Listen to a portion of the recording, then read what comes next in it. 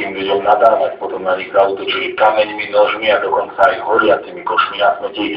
4 ľudí museli ošetriť v nemocnici, svedkovia tvrdia, že polícia zákrok nezvládla a väčšina z kínov jej utiekla. V hromadnej bitke približne 50 ľudí došlo v týchto miestach priamo z Piešťan. Krátko po polnoci vošli do podniku 5 muži, ktorí začali byť agresívni. Vyrážali, že zničíme tento podnik a že schytáte si to. Že vystrelovať nože alebo také niečo. V tom čase bol bar plný ľudí a tí sa ich snažili dostať von. Tu ich však čakala ďalšia skupina približne 20 skinheadov. Mali výzor skinheadov, maskáče, vyholené hlavy, bombery a fašistické prejavy. Pred podnikom sa strhla bitka, najhoršie z nej vyviazol Lukáš, tomu hodili tehlu do hlavy, ale zázrakom mu neskončila voku. Začali kame házať, všetko tam neviem, kde sa k tomu dostali, bicykle tam letali, proste všetko, neviem, koš zapálili, čo bol vonku na ulici, vytrhli, zapálili a hodili ho donútra. Podľa svedkov bol útok s kínom mimoriadne brutálny, byli dokonca aj ženy a starší ľudí, ktorí sa v podniku nachádzali. Keď tam niekto je, tak dostane ten, kto je na blízku.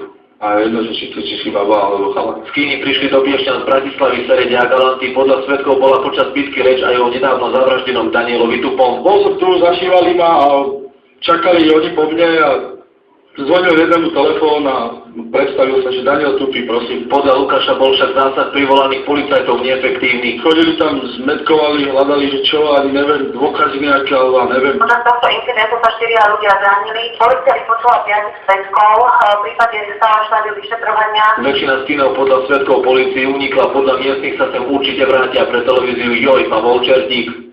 Niektoré slovenské firmy skryto či otvorene diskriminujú uchádzačov. Tvrdenie nepotvrdila. A do terajšieho vyšetrovania nevyplynulo, že by išlo o rasovo motivovaný či extremisticky motivovaný incident. Počul som, jak tam na Černochov nadával, na Cigánov, na Židov, jeden, ale neviem, policajt nebol ďaleko. Nič sa nedialo. Nie.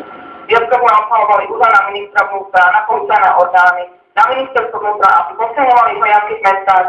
Jednému zo zákazníkov hodili útočníci do hlavy tehlu s prasknutou leskou a trhlnými ranami je v nemocnici.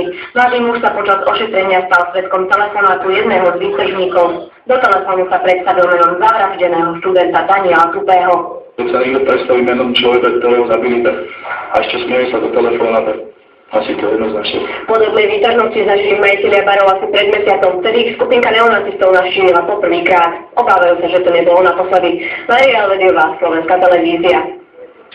Odsúdili všetkých